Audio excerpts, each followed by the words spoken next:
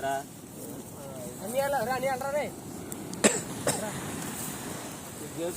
కట్టిపెట్టేసి వచ్చి గొయ్యి తీసుకెళ్ళి చేపలు పట్టాం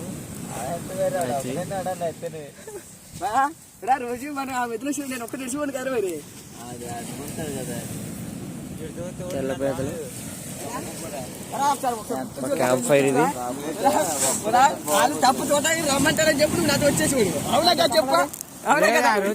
బాయ్స్ కష్టపడ్డారు ప్యాంట్ కష్టపడితే తెలియదు మా బ్యాట్స్మెన్ అందరూ ప్రసాదం అక్కడే తన్నేది ఎత్తునే పని ఎందుకు అడిచిపోయారు అందరూ సర్వత్ ప్రసాదం తన్నేది ముందే దూకేసాడు వీడు కదా.